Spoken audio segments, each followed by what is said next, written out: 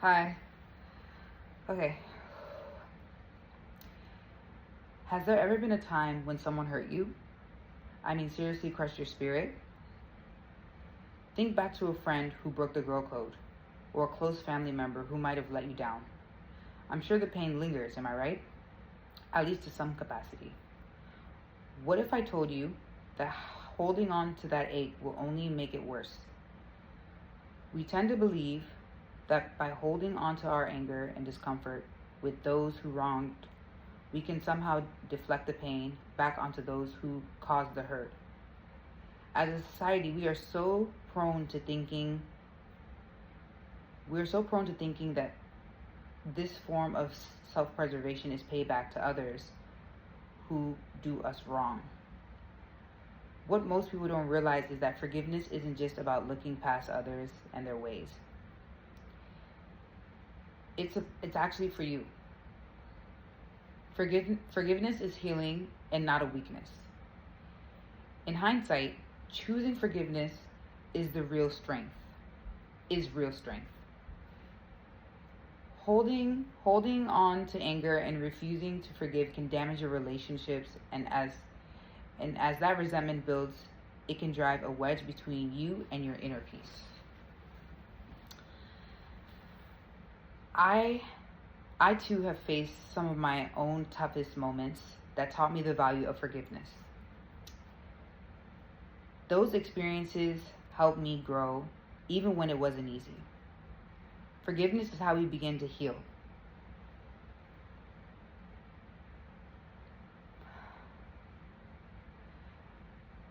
Forgiveness is how we begin to heal, restructure our relationships when need be, and most importantly, free ourselves from the weight of pain.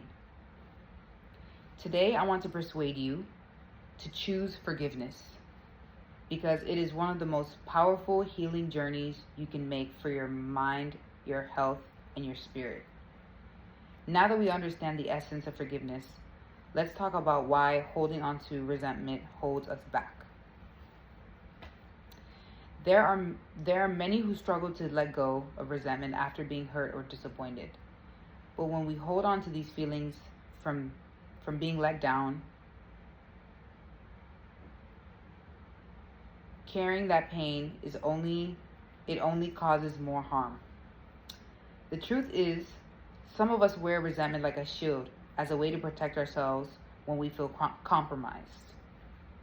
But deep down, what we fail to see is how trapped we really are. Because resentment is just a mask and nothing like armor, when we carry lingering pain and anger, it can poison our perception of ourselves and others subconsciously. Mind Health explains that resentment can damage relationships and make it harder to form deep meaning connections. We might push people away or struggle to form meaningful connections when we form these emotional walls subconsciously. R.W. Jones explains, for some people, negative emotions and rumination associated with their unforgiven offenses appear to permit every aspect of their daily lives. That means that the more we cling to resentment, the deeper our suffering becomes mentally and socially.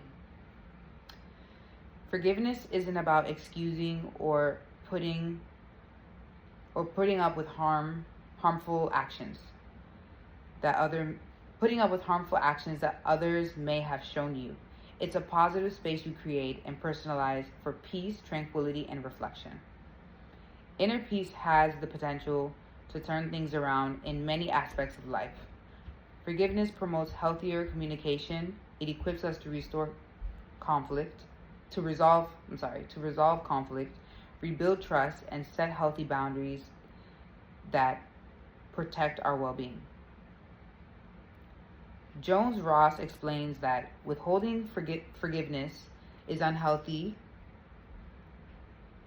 and that forgiving is desirable, appropriate, and indeed the optimal way.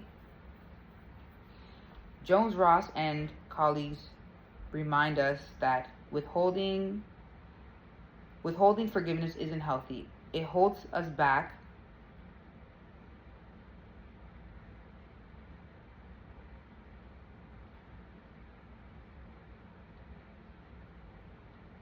It holds us back from living fully. But how does one truly let go? Letting go means choosing forgiveness, and it doesn't mean we're excusing the past. It just means we're building a better future for ourselves and those around us.